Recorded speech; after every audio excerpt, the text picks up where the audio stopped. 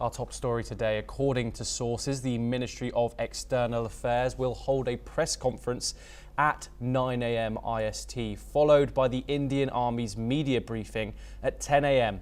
Later today, Indian Defence Minister Rajnath Singh will chair a high-level meeting with the chiefs of the Army, Navy and the Air Force. Indian Army confirms that Pakistan's armed forces launched multiple attacks using drones and other munitions along the entire western border of the intervening night of May the 8th and 9th. Pakistani troops also carried out numerous ceasefire violations along the line of control in Jammu and Kashmir. Indian forces effectively repelled the drone attacks and responded strongly to the ceasefire breaches. Speaking to Fox News about Operation Sindoor, US Vice President J.D. Vance said the United States would encourage de-escalation but would not intervene in what he called the conflict, which is none of our business. The United States has urged both New Delhi and Islamabad to avoid further escalation.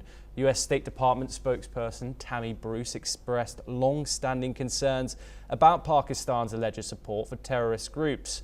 Last night, Pakistan attempted to deploy swarm drones across several locations along the line of control and international borders.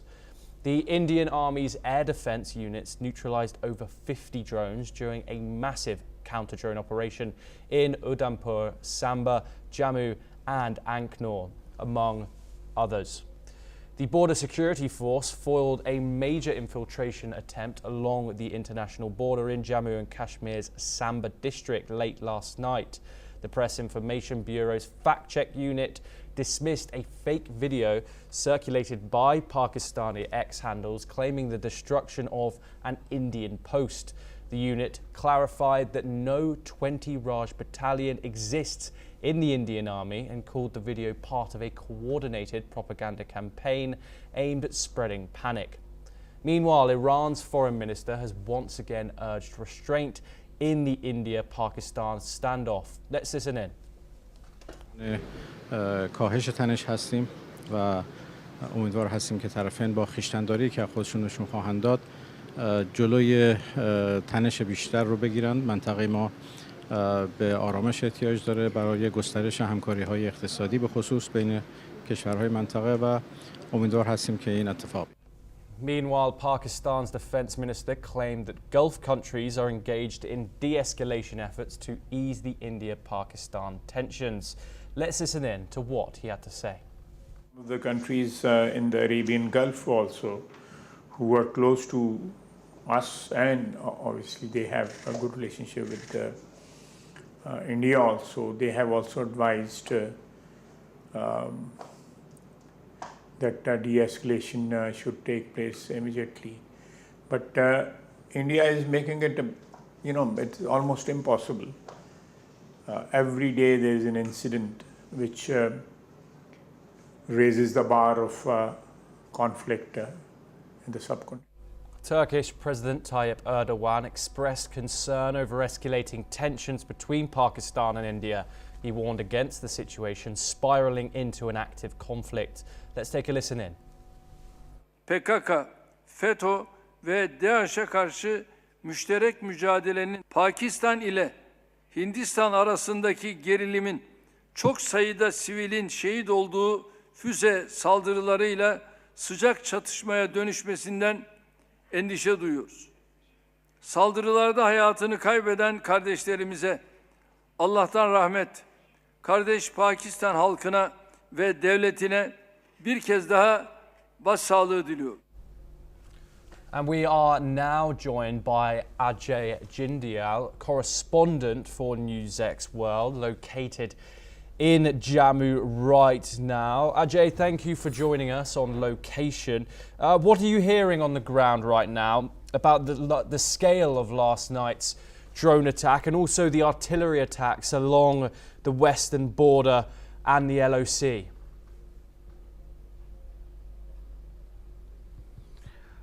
See, it was a horrible and a long night for the people of the Jammu and Kashmir, because from line of control to the international border, and even in the Jammu city and other part of the Jammu city, people have heard the blasting explosion sound which was taking place whole of the night. At around 8 last night, Pakistan drones and missiles were fired from across, and that's basically when started reaching the destination where they were basically supposed to hit, and anti-drone system was activated, and that was basically to foil that attempt of Pakistan.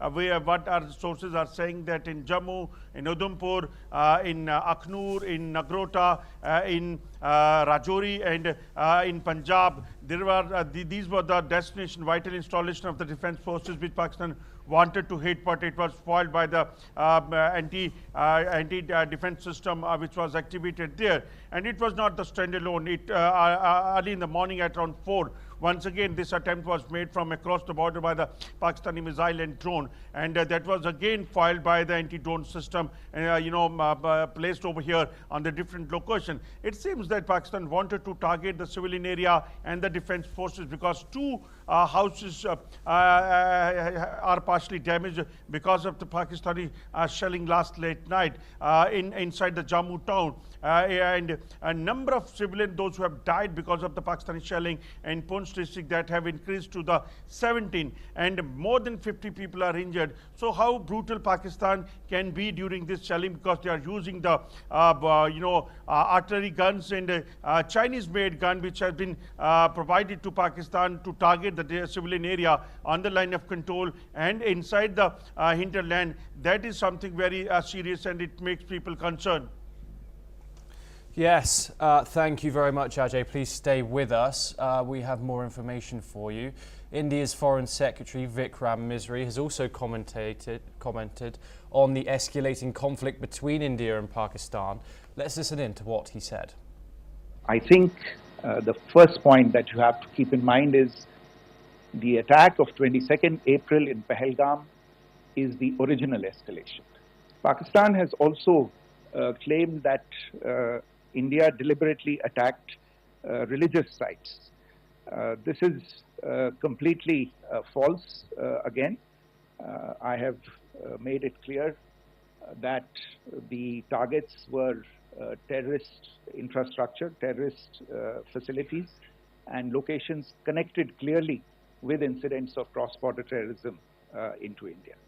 And it is in fact Pakistan that is misusing religious sites as a cover to in fact radicalize, direct and indoctrinate and train. Police officers monitored traffic amid a blackout in Jammu city following explosions reported near the airport of this strategic location. Red flares lit up the sky and the sound of artillery and gunfire echoed across Jammu as explosions shook the city's airport in Kashmir. Last night, authorities extended nightly blackouts and imposed curfews across the region. Punjab, Rajasthan and Gujarat to secure borders along Pakistan and Pakistan-occupied Kashmir.